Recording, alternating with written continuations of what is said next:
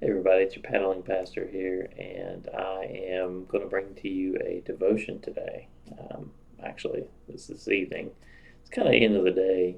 It's Good Friday, and I took a trip to go move a camper of mine out of the way so that a tree could be cut down.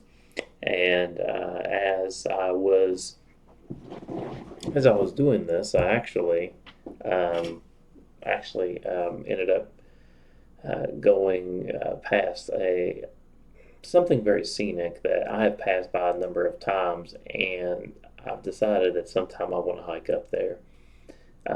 So I've got a camper that's in Nicholas County, and soon I hope to be building a camp there in a regular cabin. But as I was traveling there, there's this place near Birch River that that there are these three crosses that are setting high up on a hill, right? And as I was thinking about it, Good Friday, seeing the crosses there, it was just very fitting, and it just a lot of thoughts went through my mind, and how overwhelmingly thankful I am for what Jesus did for me. And so I decided to record this. You'll probably see this on Saturday. But I wanted to share this passage with you. So, you can read it. Read it right here. And this is Jesus when he's in Gethsemane. He says, Then when Jesus went with his disciples to a place called Gethsemane, he said to them, Sit here while I go over there and pray. And he took Peter and he took the two sons of Zebedee along with him, and he began to be sorrowful and troubled. And then he said to them, My soul is overwhelmed with sorrow to the point of death. And stay here and keep watch with me. And going a little farther, he fell to his face to the ground and prayed, My Father, if it is possible, may this cup be taken from me. Yet not as I will, but as you will.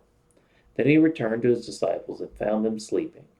Couldn't you men keep watch with me for 1 hour? He asked Peter. Watch and pray so that you will not fall into temptation. The spirit is willing, but the flesh is weak. He went away a second time and he prayed, My Father, if it is not possible for this cup to be taken away unless I drink it, may your will be done. When he came back, he again found them sleeping because their eyes were heavy. So he left them and he went away once more and prayed the third time, saying the same thing. Then he returned to his disciples and said to them, Are you still sleeping and resting? Look, the hour has come, and the Son of Man is delivered into the hands of sinners. Rise, let us go. Here comes my betrayer. So, you know, as I read this and I think about just how Jesus is interacting with his disciples right now, he is, he's kind of treating them almost like children in some ways, but in some ways, I really I find myself thankful for how he reacted. He goes away and he's praying, and I think for one, he is praying so intently and so hard for you and me. He's praying because he's sorrowful. He does not want to go through with what he's going to do. He's going to become sin for us and pay the debt for sin and die on a cross. Like, that's enough sorrow in and of itself. But I think he's also sorrowful because he knows the emotions that his disciples are about to go through. And he also knows um, just how much he's going to miss seeing them for the short time that he's going to be gone. And when I look at that, he says, Can you not watch with me for 1 hour? Just 1 hour, guys. Can you watch with me? And Jesus, as he says that, it's so funny to me that he's treating them that way, but then he gives them mercy. And something that's striking to me is what he said to those disciples. He said, "The spirit is willing, but the flesh is weak." You know, our spirit is willing to do a lot of things sometimes. Sometimes our bodies and our fleshly desires get in the way of what our spirit wants to do. And so that's why he wants his disciples to pray. Jesus knows this because his spirit is willing. He's praying and he's saying to God, "I will drink from this cup if you want, but if there's any way that you can take this cup away from me, take it away." Right? Um, that's what he's saying. And um, you know, as I'm thinking about this more and more, like his spirit is so willing, but in his flesh, he's the fleshly part of him is wanting to be weak, but he's praying to God for the strength to go and do what he needs to do. And so he realizes this, and now he's sharing this with his disciples, and he's saying, "Listen, your spirit, it may be willing, but I know your fleshly bodies are weak.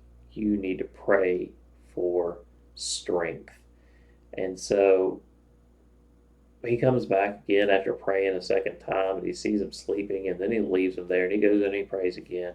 He extends them some grace, right? And he's doing that even though he's frustrated. Um, but I think the reminder is the same. I can't imagine doing what Jesus did.